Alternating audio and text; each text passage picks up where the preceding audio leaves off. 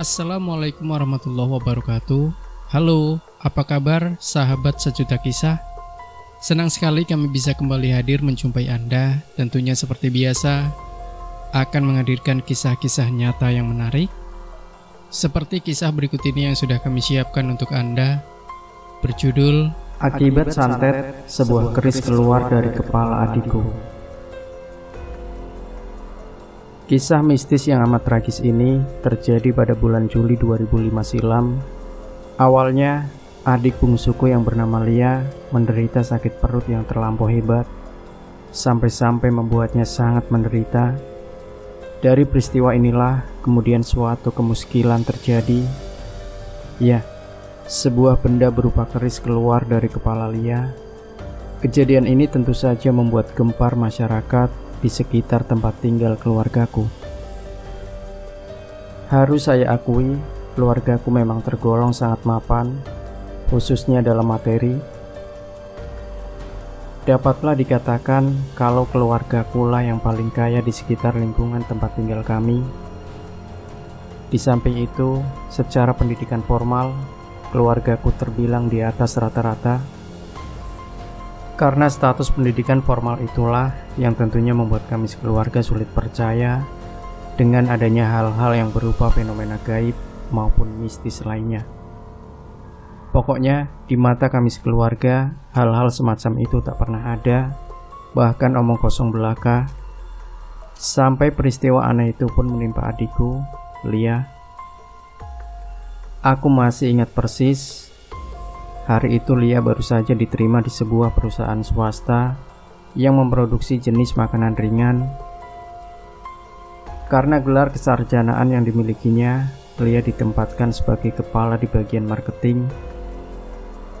Lia yang punya semangat untuk mandiri itu nampak sangat senang dengan pekerjaannya ini. Meskipun ibu sebenarnya kurang senang kalau dia bekerja, sebab ibu maunya anak bungsunya ini terus di rumah sebagai anak mami tersayang. Tapi kedewasaan membuat Lia menentukan pilihan lain. Walau bagaimanapun, dia tak mau terus hidup di bawah ketiak orang tua. Beberapa bulan lamanya bekerja, Lia tampaknya cukup matang. Dia mulai menjadi wanita karir penuh optimisme.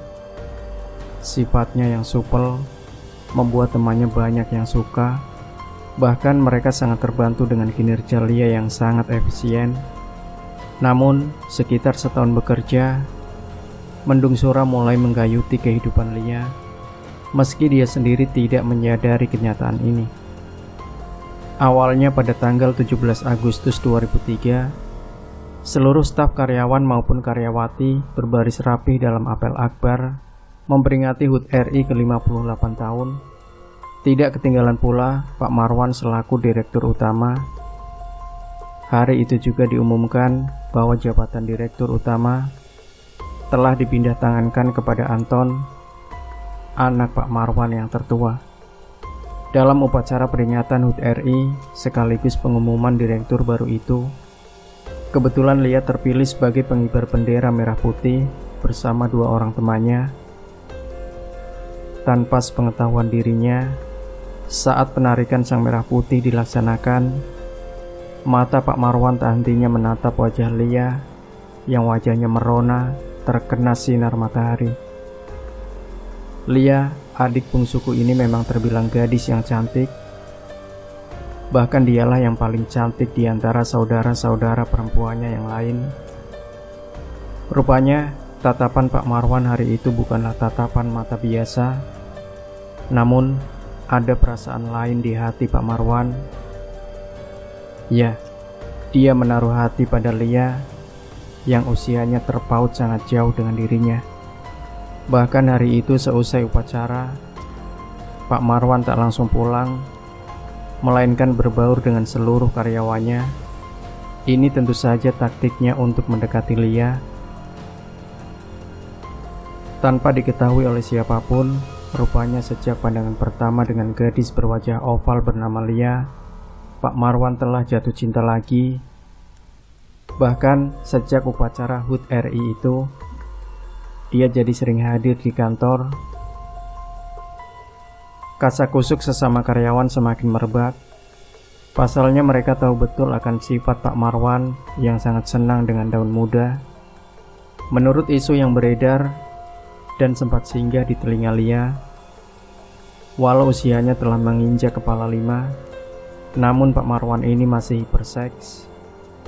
Bahkan nafsunya itu kadang tidak dapat terbendung. Sudah jadi rahasia umum pula, siapapun gadis yang tercolek oleh tangan Pak Marwan, maka dia akan menurut segala ucapannya.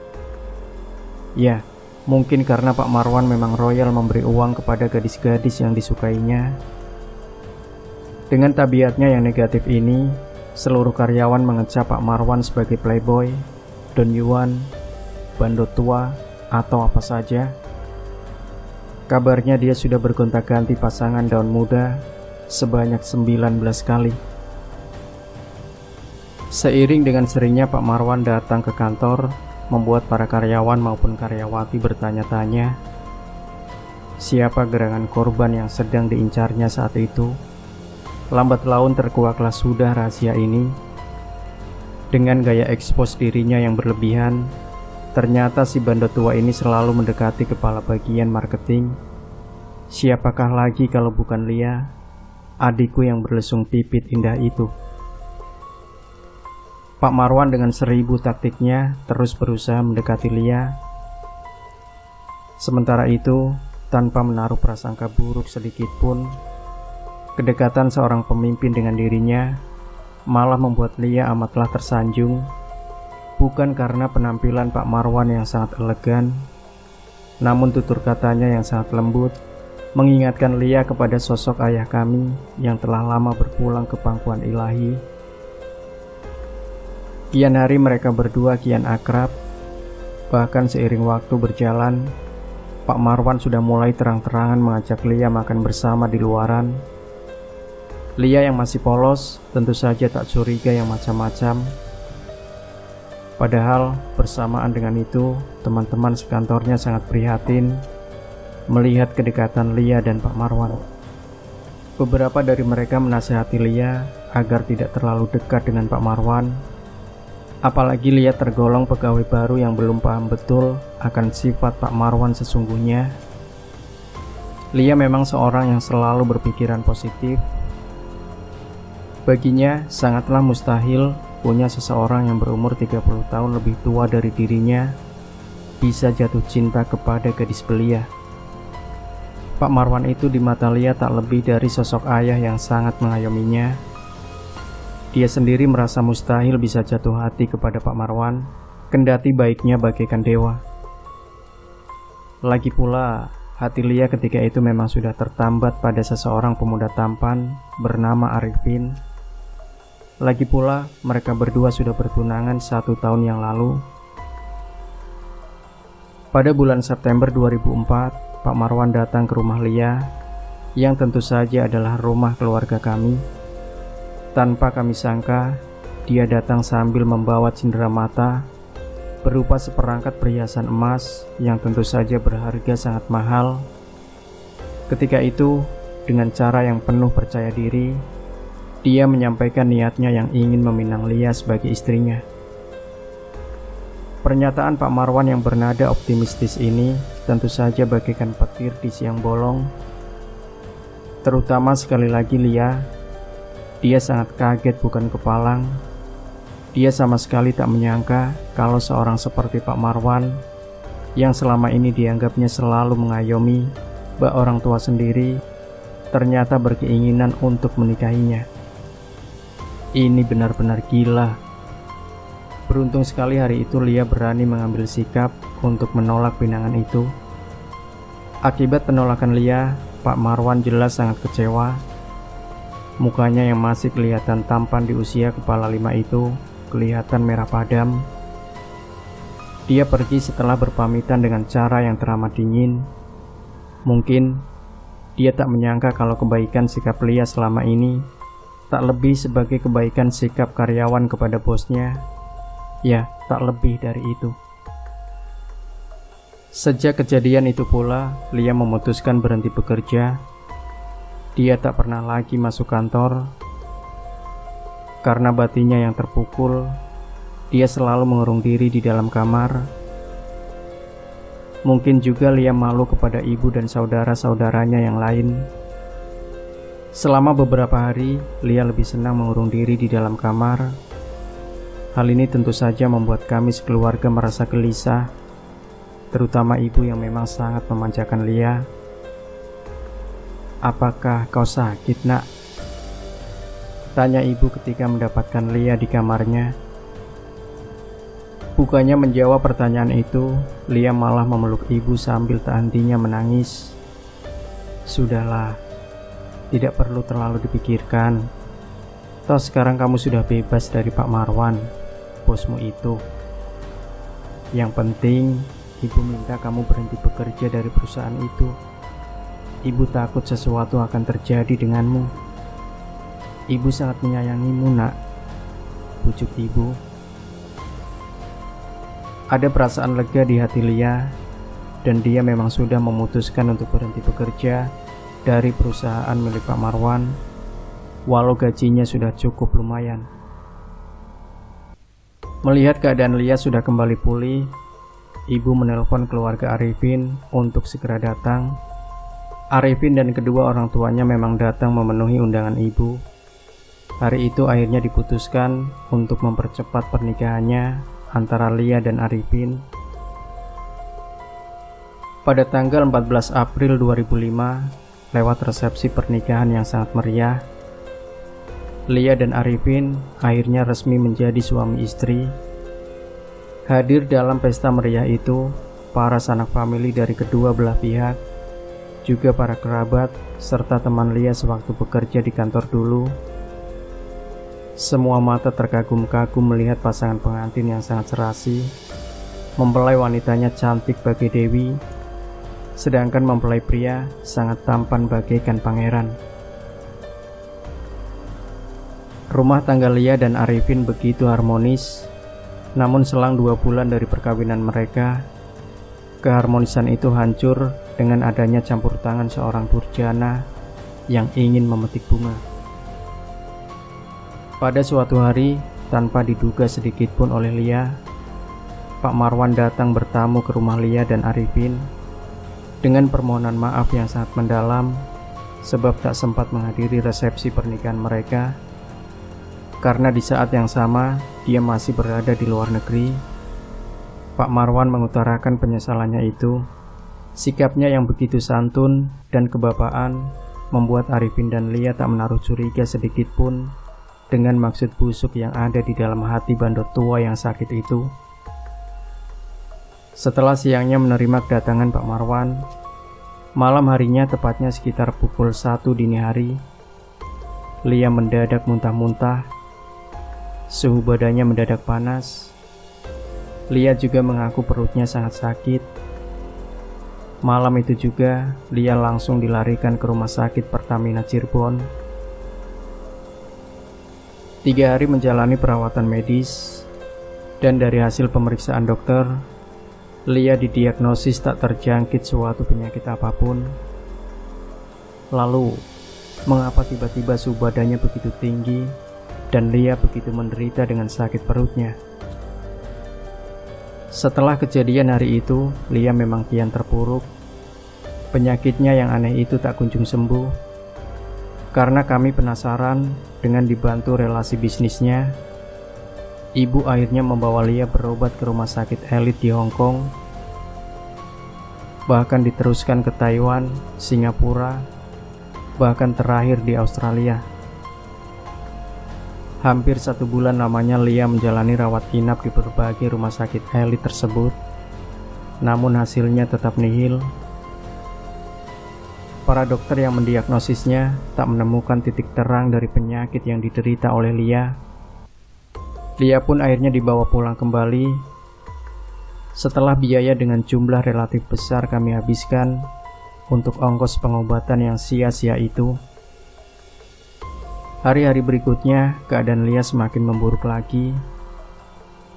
Dia tak lagi mampu mengontrol dirinya sendiri. Dia sering tertawa dan menjerit-jerit. Dia sering tertawa dan menjerit-jerit sendiri. Bahkan dia juga kerap menangis sendiri dengan begitu sedihnya. Ya, adikku yang cantik itu telah terganggu jiwanya. Namun yang aneh, bila bicara seorang diri, dari ocehannya dia selalu menyebut-nyebut nama Nyai Kunti dan Pak Marwan. Keadaan Lia memang sudah sangat parah, bahkan yang membuat malu keluarga. Hampir setiap pukul 1 malam, seolah ada kekuatan magis yang mempengaruhinya. Ya, pada jam itu, Lia selalu berlari keluar rumah sambil menyebut-nyebut nama Pak Marwan. Akibat suara Lia yang begitu lantang, masyarakat setempat merasa terganggu dengan ulah Lia yang selalu bikin ribut di malam hari. Bahkan tak jarang ada beberapa orang tetangga yang membantu untuk menangkap Lia ketika dia membuat onar di jalanan. Kami sekeluarga, terutama ibu, merasa sangat syok dengan perilaku anak bungsunya yang berubah senewan itu. Bahkan hatinya sangat terpukul karena Lia sudah tak mengenal keluarga, ibu, maupun suaminya sendiri. Kebenaran memang selalu tampil mengalahkan kejahatan. Meskipun kerap kali agak terlambat datang, Arifin baru sadar akan kejadian 1 bulan yang lalu tentang nasi goreng yang dimakan bersama Pak Marwan. Ya, dalam kunjungannya hari itu, Pak Marwan memang membawa 3 porsi nasi goreng spesial, yang katanya nasi goreng ini adalah kesukaan Lia waktu mereka sering makan bersama dulu. Tanpa ada rasa curiga, hari itu Arifin dan Lia menyantap nasi goreng pemberian Pak Marwan. Lantas, apakah ada sesuatu di dalam nasi goreng itu? Entahlah, yang pasti, demi mendengar cerita menantunya dengan perasaan geram, ibu langsung melabrak Pak Marwan di rumahnya. Sialnya, beberapa kali ke rumah Pak Marwan, namun pintu pagar rumah selalu terkunci rapat dari luar. Karena kesal, ibu pernah mencak-mencak di depan rumah Pak Marwan yang megah itu sebagai suatu pelampiasan emosi yang kian memuncak. Akibatnya, para tetangga yang dekat dengan rumah itu berdatangan karena suara ibu yang keras. Lalu, dengan lantang ibu membeberkan kekejaman Pak Marwan terhadap Lia di hadapan masyarakat sekitar rumah Pak Marwan. Akhirnya, dari salah seorang tetangga yang sebut saja bernama Ibu Ani, ibuku mendapatkan kisah masa lalu Pak Marwan yang cukup kelam. Menurut Ibu Ani, dahulunya Pak Marwan itu seorang yang baik. Namun karena suatu kesulitan ekonomi yang membuatnya sangat terpuruk, Pak Marwan akhirnya nekat menempuh jalan sesat. Bersama istri pertamanya, dia mengambil jalan pintas bersekutu dan menikah dengan iblis bernama Nyai Kunti. Sejak saat itu, kehidupan Pak Marwan berubah sangat mapan. Namun dampaknya sungguh sangat mengerikan. Pak Marwan menjadi hiperseks dan selalu mencari korban untuk selalu dinikahinya. Bila yang dituju menolaknya, Pak Marwan tak segan-segan mengguna-gunainya sampai mati.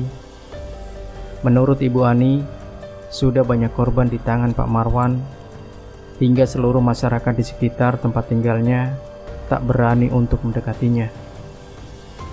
Menurut saya, cobalah ibu mencari orang pintar agar anak ibu bisa selamat.